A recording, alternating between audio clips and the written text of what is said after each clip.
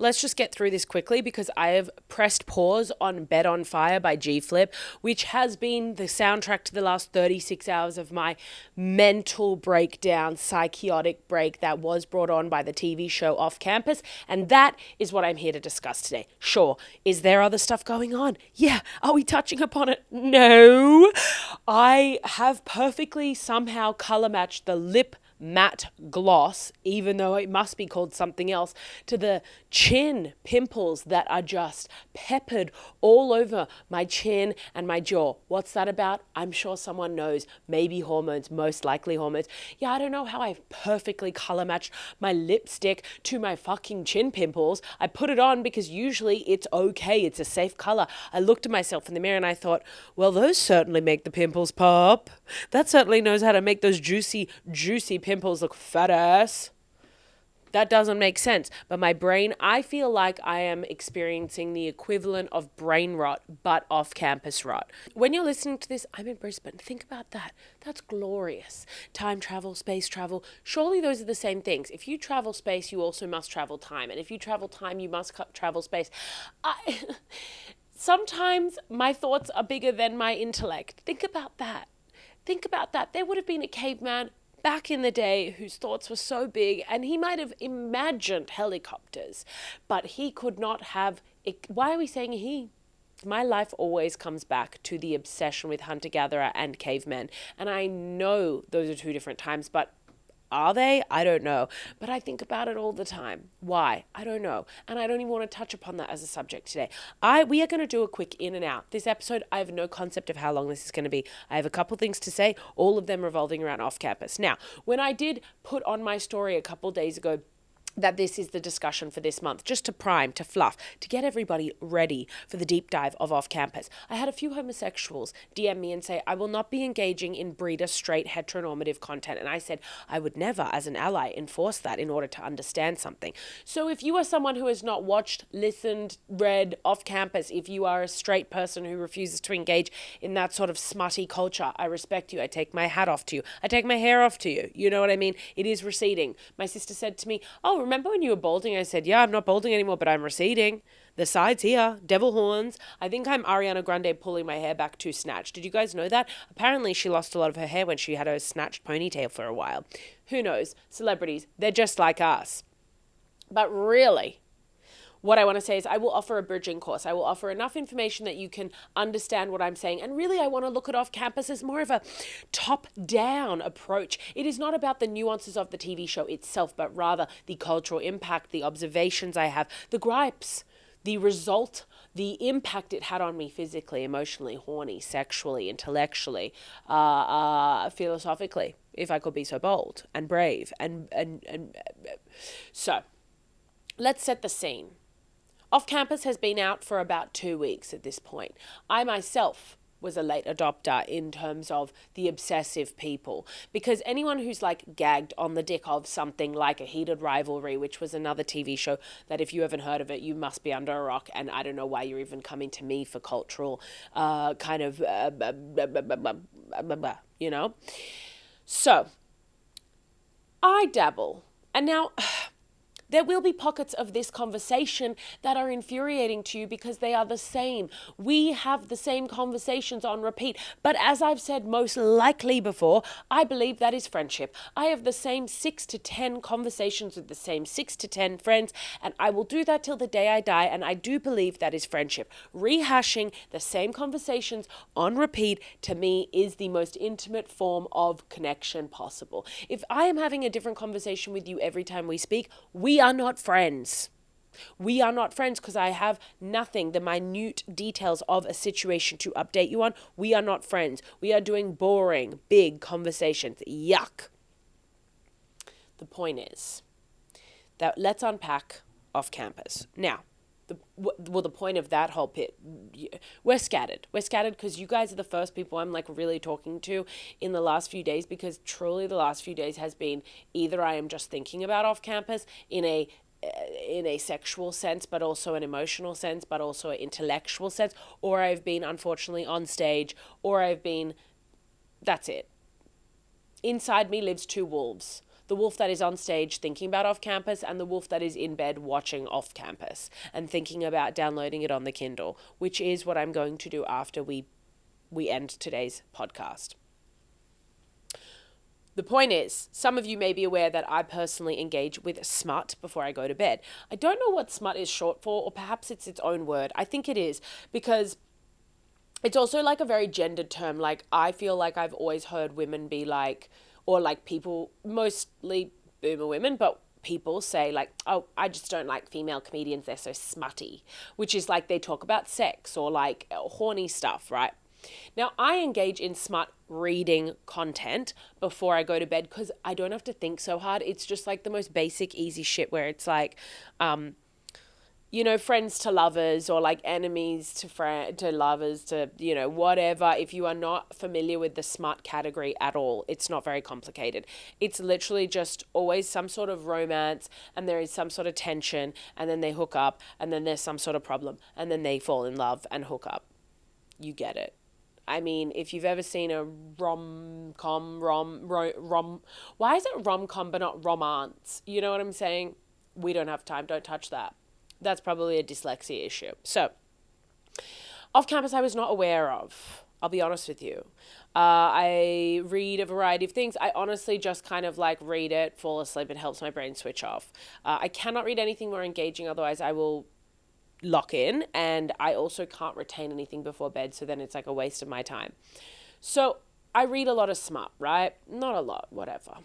I mean, I don't know. I'm not even trying to prove myself right or wrong. I'm just trying to give you if we're going to look at this scientifically, then I want to give you a realistic understanding as to how these kinds of movies, TV shows, books play into my life. But you get it. I also watch rom-coms, romance. That is my favorite genre. If I could write a genre, if I could be in a genre, it would be that. I do not care for psychological thrillers. I do not care for... In my mind, there's only two genres: romance, psychological thrillers. Name another one. Everything fits into it. Literally, let's go through some movies. Okay. One Flew Over Cuckoo's Nest. Well, that's got to be a thriller, right? Psychological thriller. The Notebook. Romance, right? Everything can. I believe there is only, once again, two wolves inside of us: psychological thriller, rom-com. So I can't even follow my own train of thought today. I just like romances. Okay, that's all you need to know.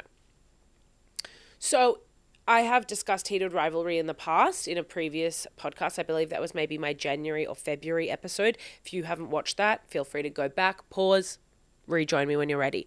Heated rivalry took over my life and the world's life, it felt like, in a sick way, because it just shows you how much non-straight men are desperate for some form of intimacy, romance, and well-written content. Off campus, I feel, is doing the same thing for straight people. I haven't had enough homosexuals, gays, although I've had a small sample size of lesbians and gays say they are enjoying it, but it is cringe. Duh, it is cringe. As some of you will remember from a previous conversation we have had, where once again we are having the same conversation, I find it ridiculous that people expect any main Hollywood movie, TV show to be anything but what it is selling you, right? If you want to watch something that is like breaking the mold, go watch some A24 indie shit. If you are watching a Netflix movie and you're like, well, it's just pretty basic. Yeah, bitch. It's a multi-million-dollar movie that they want a basic crowd to enjoy. So God forbid it doesn't break the mold. Get off its dick. You fund a movie if you want it to be alternative. So, off campus, just so we're all on the same page so we don't miss anything. It is, I believe, 4 books, if not 5, and it is basically following each season, each book follows a person who falls in love from this hockey team. So there's a hockey team, they go to a college. I'm not explaining this well, I'd like to start again. And I'm not going to cut this out, just so you all know. So that you all know that I'm being honest with you and how the sausage is made. I wrote notes. Will I be touching them? No. I don't think it's appropriate. Okay. Off campus, started as a book. I don't know how smutty it is because I myself have not read it, but I plan to. And the book is basically about college athletes who are hockey players. And each book is a new hockey player falling in love. The first book, I believe, which is the first season that they've just put out, is based on like this guy Garrett. He is the head, he is the coach. He is the captain of Briar U. I don't know if this is a real college. I don't know if it's made up. And then he falls in love with this chick, Hannah. Of course, it's a classic. She doesn't care and or like cocky. He's like a douchebag who's so fucking hot and fucks and is like blah, blah, blah, blah, blah. Okay. I don't think you need more information than that, because what I want to discuss is a couple different things. One, did I watch this show at the wrong point in my menstrual cycle? You bet your fucking fat ass I did. What has that done? Great question. One, it ruined me. It made me mentally hedonistic in a way that is kind of self-sabotage adjacent. And sometimes I think a good film, TV show, book, music, cake should be able to do that. When you engage with something that is art in the world and it impacts you to such a degree that it makes you change who you are, God, that's glorious. So I watch it. I watch it over a couple of days. I like it. I am aware that it is a bit cringe, because what isn't cringe? Because that is what we are all obsessed with. So I will not actually label the show cringe. I will say that we as a society are obsessed with avoiding cringe. Fine. We're not even touching that. But when I tell you, it made me angry, like many of these TV shows and books that I read do, because it is men written by women. And it feels like it puts this idea in our heads that men like that exist, and maybe they do. But I'm yet to meet one. In the TV show, in the books that I read, these men, this is so, the bar is in hell, but these men, smart, they are capable, competent, emotionally intelligent, hot, caring. They're fuckwits, but in a way that like once they meet someone they like, well, they're not even like, he's just a bit of a slut, and he's emotionally, he's avoids relationships. Oh, whatever. I just am at my wit's end with maybe I need to disengage with this sort of content and culture, because I actually think it is making me sick in the head, because then I turn around and I watch this show and I go, where are the men like this? And I don't know that they exist. And I think that we are already in a society where the gender divide is so vast, and there is so much frustration between men and women within straight culture and within gay, but I'm going to talk to my personal lived experience so that it's a bit more valid. The divide between straight men and women seems so fucked for so many reasons. And then you introduce a TV show like Off Campus, and it pushes us further apart, because it pushes women further and further into a space where we are utterly annoyed and utterly exhausted by just the men that, to me, I watch this show and I go, okay, how is it that hard to be like this man? Do you know what I mean? I wonder if men watch Transformers and they go, ugh, what's wrong with women? Why can't they just be like Megan Fox? She's got 2 lines. It's like, what do you want a cardboard cutout? I think the expectation that women have of wanting men to be like amazing is much more complimentary than what men want women to be. We have a higher standard for what men should be that is incredibly nuanced and compliment. We want you to be emotionally intelligent. That is hot. We want you to be caring. We actually, yes, some women, not all, but some women still want men to be the primary breadwinner. Of course, sure. Sound off. Love it. Good on you if that's what you want. Congrats. But I would feel that a lot of my friends would take being equal partners financially if it also meant that they brought to the table emotional capabilities, maturity, kindness, you know what I mean?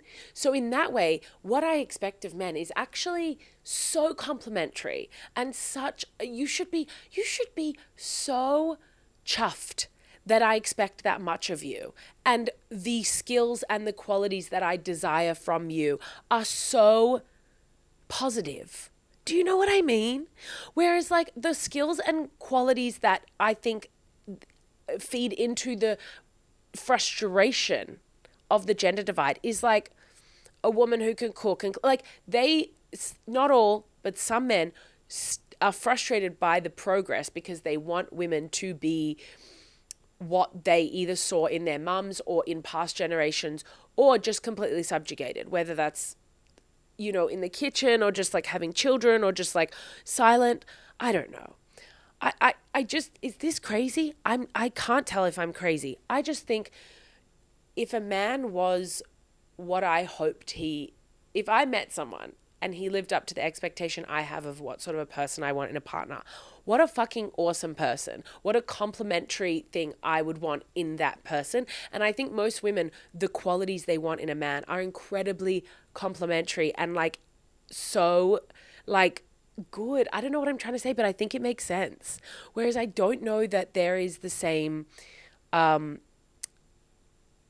think the qualities that maybe not all, but some men wish that women were still exuding are not complimentary, but they're just like, I guess not complimentary. Maybe that's what it is. I don't know what I'm saying. I just think that these guys that are written by women, it's like every time I'm watching it, I'm like rocking back and forth being like, this is written by a woman, this is written by a woman, this is written by, because otherwise I go, surely there's a man like this. Surely there's another man, I don't know. I'm starting to sweat because I don't know what else to say about this because it makes sense in my head and it makes sense in my body, but I don't know if it's making sense in the scheme of the conversation. So that is one part of off campus that I fucking hate, is the idea that it is just creating this absolutely unrealistic expectation of like falling in love, which I guess that is the point of these movies. But then sometimes I listen to like a song and I'm packing to go to Brisbane and I'm like, this is a movie, we're living in a film. But that's not true because it's like the film would cut the point where I just fold my first t-shirt and cut to me like meeting someone at the airport by mistake grabbing the same bag. But do you want to know what? There are about 10 steps between me and getting to Brisbane, none of which include me meeting a sexy man, all of which include me running late, me sweating, me being mad that I have to carry a jumper and a jacket because I didn't pay for extra baggage. Like the reality of life is so much worse than movies and TV show. Obviously, I know that mentally, but I hate that. I hate that that's a truth to life. Sometimes I feel like I'm in the Truman Show. Like last night, I went to dinner with my friend and this old woman is sitting next to us, mere centimeters apart, and having the most unhinged conversation. And then she like taps me on the shoulder and she's like, listen, you're going to have to move because I have a pelvis fracture and I'm going to have to hoist myself up. I said, right. So I stood up, moved a little bit away from our table. She hoists herself up, then notices someone from across the room that is a friend of hers who comes over. We're in a restaurant. I'm mid-meal. I have food in my molars. I'm chewing. And this woman has interrupted me. And now she is standing where my chair is. And a woman walks over and they're hugging and having a personal conversation while my friend is staring at me and I'm standing 2 meters away because I've moved out of the way for this pelvis fracture to stand up. I sit back down and we both were looking at each other shell-shocked. We were going, the way people think they can just behave is kind of amazing. Everyone is living their own life and you gotta respect it. You gotta respect the fact that people don't give a shit. Meanwhile, I feel like I'm walking through life giving a shit. So, off campus, what drives me nuts is the fact that it is written by a woman and it seeps into my brain and gives me a sense of hope that is just not there. And maybe it is there, but I'm yet to see it. The second thing is I am far too influenced by movies, TV shows, and songs that make me feel electric, that make my palms itch and burn, that make me then act out like a fool. And I think there's value to it because I want to be the sort of person who has something to bring you. The reason we have the same 6 to 10 conversations every month rather now, is because I do nothing. My life, whilst a total privilege, I get to do shows, I get to do all these things. I am an incredibly passive person in the fun parts of life. Yes, I go get dinner. Yes, I go on stage. Yes, I think about the world and I write jokes and I see my family and I see some friends. But I feel Like, the reason I am jealous of rom-coms is because they are active. Everything they're doing is leading to another thing in the story, which, duh. I guess if we synthesized all of the little moments or the big choices we make in our life into a strung out movie, then you could see the fact that sometimes I do something like go to London, or go here or do this or have that conversation. And that's 90 minutes of like the character, right? So God forbid I want to entertain the masses. So when I watch a movie or a TV show, such as Off Campus, I get a little bit psychosis. I experience a mild version of, maybe let's call it active psychosis. And by that I mean I become more active in trying to make things happen because I am inspired, because I want to be, whether it's exciting, horny, touched, it's mostly just around sexual activity. So I'm trying to figure out how to talk about this in a way that is not going to give too much away, but also give enough. Wet your whistle. Get the tip dunked in. I don't think that second one is a saying. Okay. Let's try to get into this.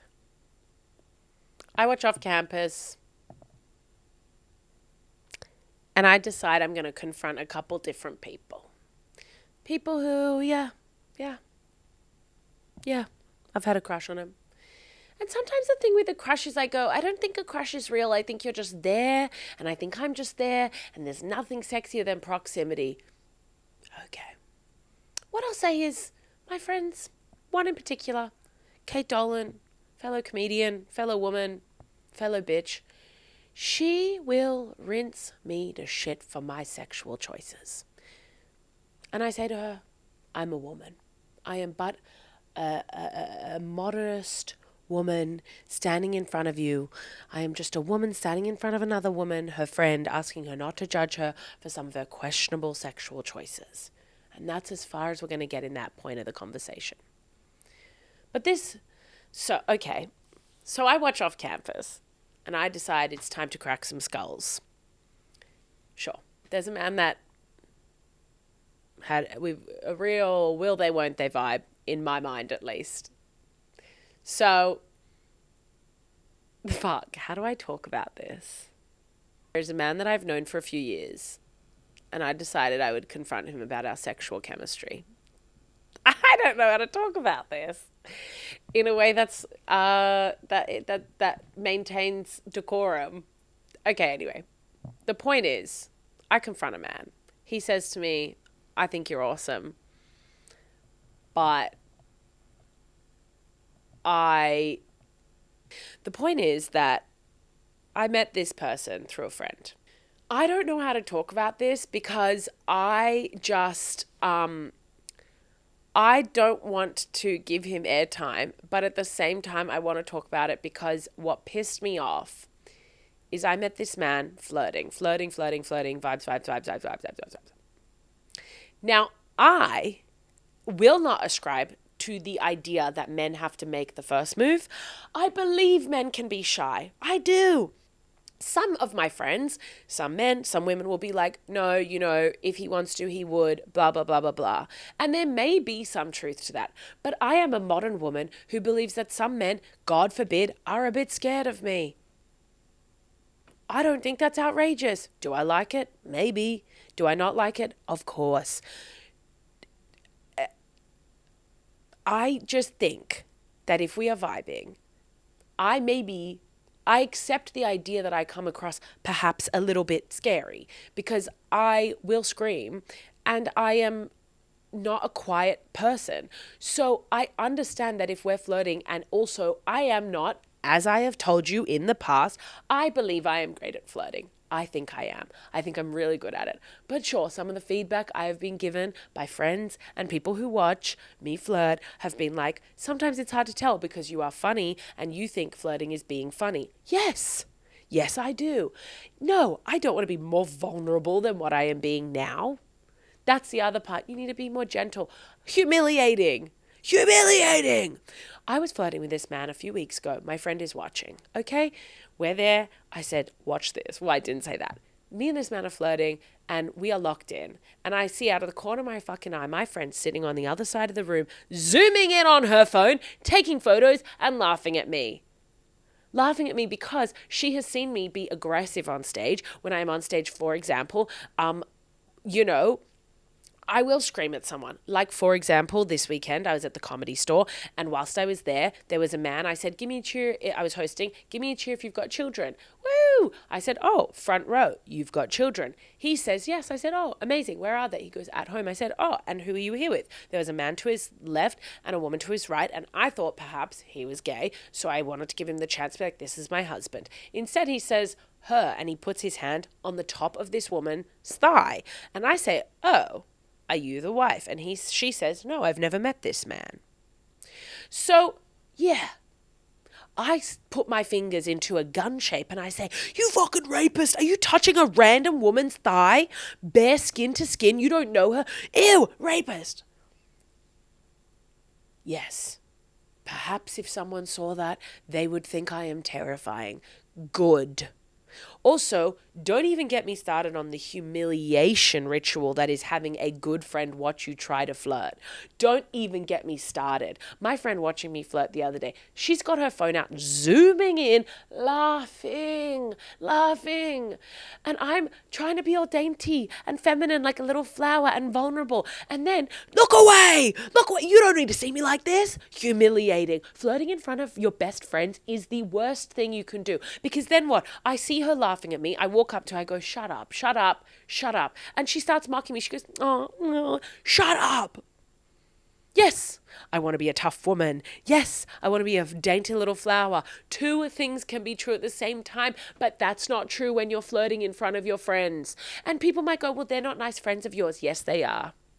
Real friends make fun of you for everything. Real friends, when you're crying, they make fun of you. Real friends, when you're laughing, they go, you look ugly. That is true friendship to me. And if it's not to you, good, we're not going to be friends. And that's okay. So, flirting is just humiliating. That's how I feel about flirting.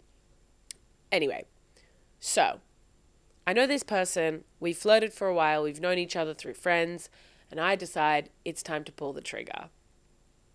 Okay. So I see him. We're flirting. I call a friend, I say, what do I do about this? She says, it's time to make a move.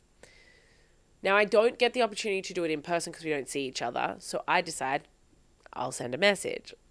I send a message, we go back and forth, I'm like, blah, blah, blah, kiss me. And then he's like, oh, you're the best, but I just don't like whatever. And he gives a reason, which is very fair. And if I tell you the reason, it's not good. We can't get into the reason. But here is the crux of the fucking issue. We make peace with the fact that it's not going to happen. I go, fabulous. But then he throws it out at, well, the last time I saw you, he says that my hair looked amazing. And I said, excuse me? I said, you do not get to turn me down, but then compliment my physical body in any capacity. I said, you little shit. And then he reacted to that. And I'm just like, fuck you. And I just want to say that I wish I could say, I didn't want to date you. I was just horny because of off-campus. God forbid a woman gets a little off-campus psychosis going and makes a move on someone she doesn't even give that much of a shit about.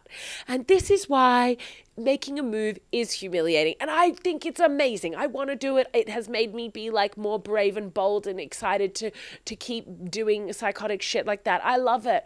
But the problem is not the making the move. It's the then aftermath where I just want to be like, oh, and by the way, don't hold this over my head, bitch. This wasn't even me. This was just me trying to make a movie moment because I watched Off Campus too many times in a short period whilst I was in the luteal phase. pour a drink out, have a moment of silence for the fact that I believe maybe most of my life I make the worst choices or the boldest choices based on the movies and TV shows that I watch. And then when the dust settles, I want to take it back. We've all done that. I remember I went on a couple of dates with this dude. It was fine. And then I didn't want to see him anymore. And then a couple months later, I was bored and I needed attention. And so I messaged him and I said, hey, I'm like single again. Do you want to hang out? And he was like, yeah, here's my number. Like, hit me up, blah, blah, blah, because we're on Instagram. And then I just never messaged him because I woke up the next day and the dust had cleared. And I went, that wasn't me. That was the movie I watched that seeped into my brain and made me crave just not even attention, but like the idea of someone.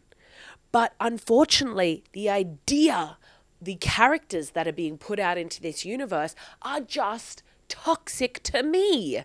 Garrett Graham, toxic to me personally. That is the main character of the TV show, of the book, and he himself is responsible for ruining my life. I've been sitting up straight the last 40 minutes and I can feel it in my back because I've been carrying this podcast in the sense that I should have thought about how to articulate these details about this guy so that just in case anyone hears it, they can't figure out who it is. But only my friends will know because that's all who knows him. And also, I'm going to London real soon and the audacity for me to just be like, just a little kiss, and then it to be like, oh, I can't even get into the details because really it's not about the details of him. And that's what I wish I could almost tell him. I wish I could say, you realize me telling you to kiss me wasn't even about you. Yes, there's sexual tension. Yes, there's sexual chemistry here. Say what you will. There is. It's undeniable because unfortunately I have to be around men regularly. And by regularly, I mean every goddamn day/night at my job. And I have zero sexual chemistry with 99.99% of them because they're male comedians. Yuck. So when I do meet a man that I have a bit of sexual chemistry with, I'm like, God damn, what is this? Who scripted this part of my fucking day? And do I have to make a move now? Yes, I do. One of my friends, I called him and I said, this is the situation. It's unfolding, right? We are live in the situation room. And he had the audacity to tell me that he thinks that men are scared of me because if someone tried to kiss me that I didn't want to kiss them, I would most likely tell them that they're insane and scream at them. And I said, I don't think that's true. But I think that they think I would do that. And yes, I would do that for the joke or to break the tension. But if I wanted you to kiss me and you said, can I kiss you? Or you tried to kiss me, I'd be happy. But I guess you never know. The back part of this I feel has been cryptic, but I think I've proven my point about the fact that it's not my fault when I make a move and I get rejected because I go, well, that's actually not part of the story and not even what I wanted because it's not my fault that I watched a TV show and it made me make a move on you. Do you know what I mean? The power of cinema, the power of art.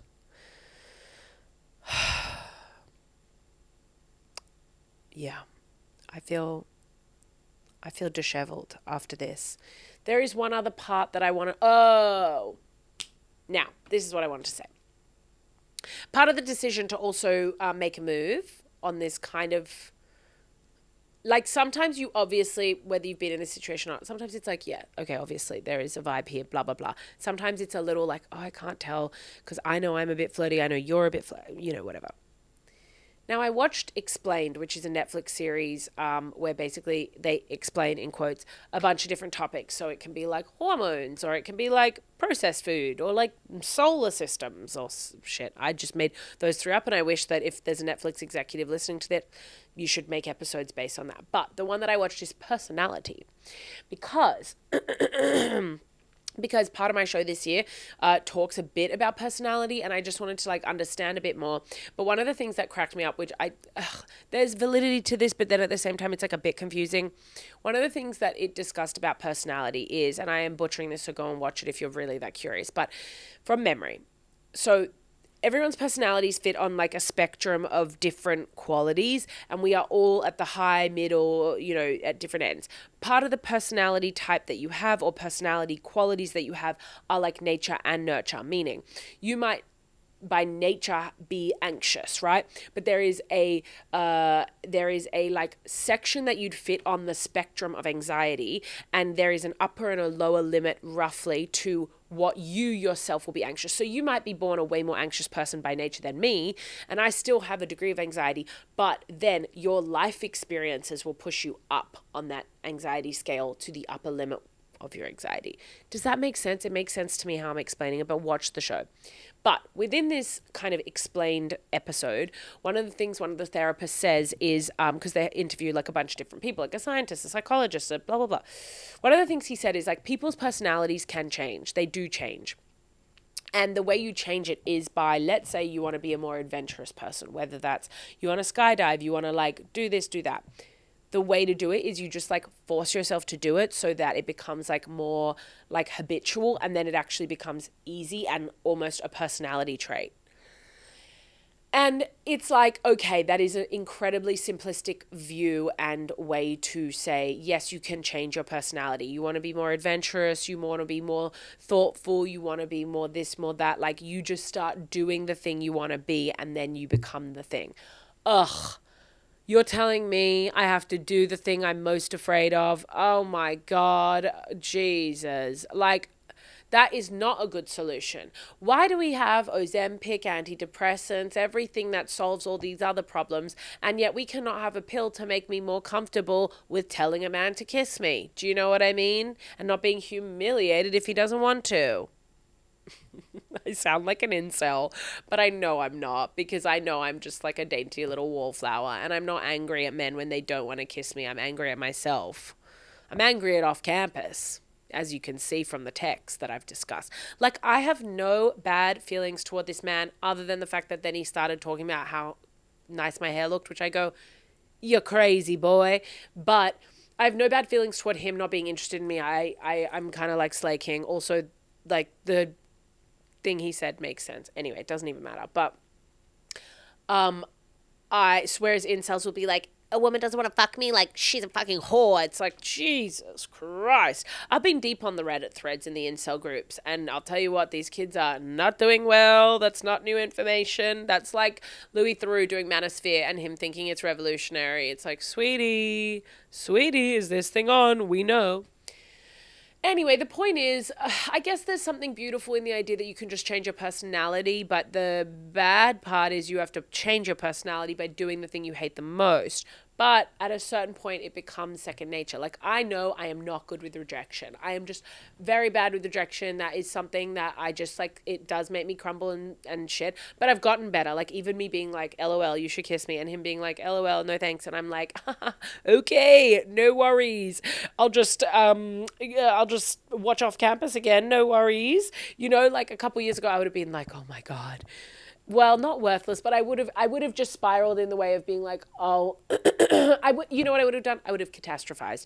One situation would have made it a rule for the entire world. It's like, I would have been like, no man finds me attractive, which that's just not true. Do you know what I mean? I know that's not true. But that's how my brain would have worked in the past, because I'm not good with rejection and stuff. And so I'm getting better and putting myself out there more. And that's in everything. Like, even, for example, I'm going to the UK soon. I'm doing Edinburgh Fringe Festival. This sounds really stupid, but it's like, I've been doing comedy for, I don't know, however many years, 6, 7, 8 years, whatever.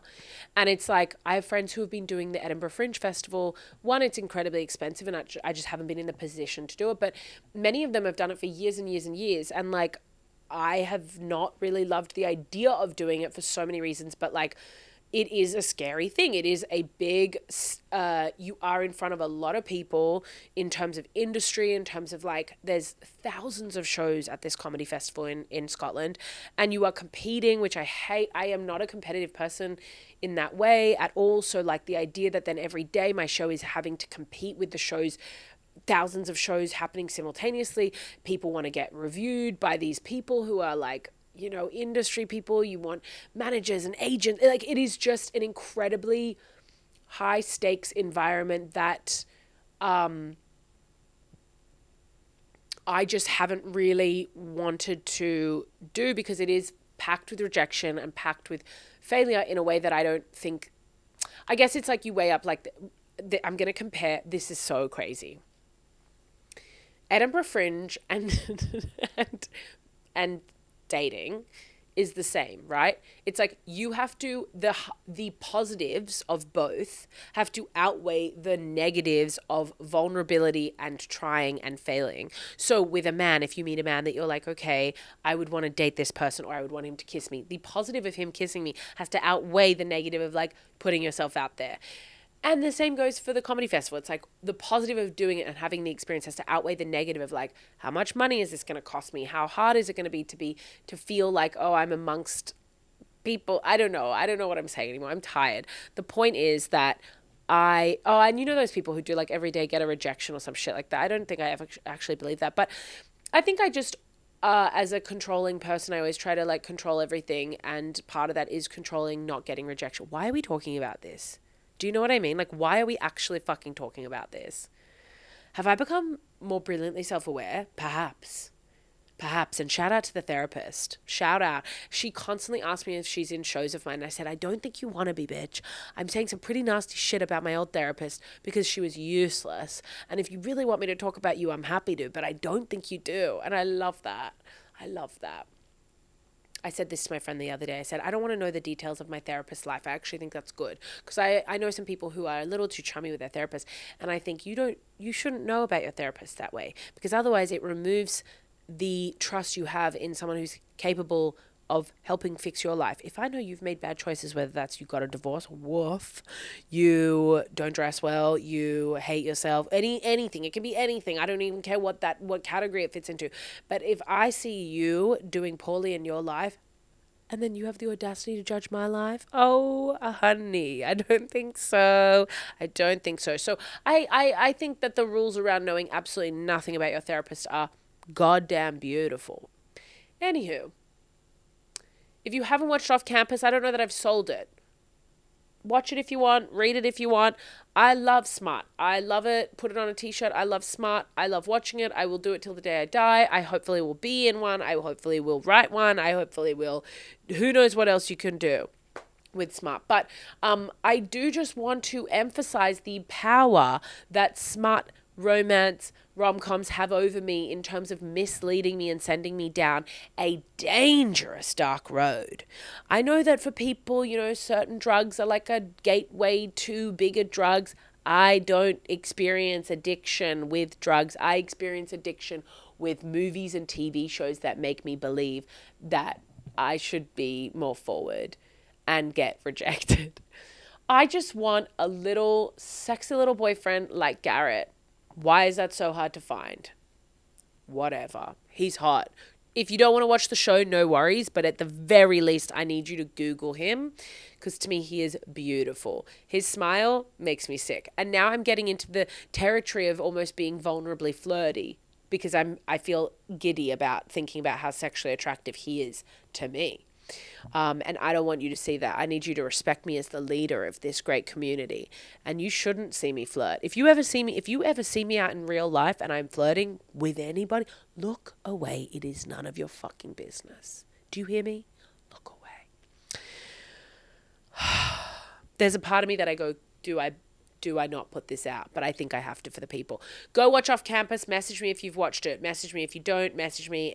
Just message me. Engage with the content. It helps. I don't know what else to tell you. I got to put my shoes on and go do a stand-up comedy show now, surrounded by incel men who I will not be flirting with. Also, I don't know what date. This is probably coming out the morning of my show in Brisbane. So if you happen to listen to it and you're in Brisbane, come along. All right.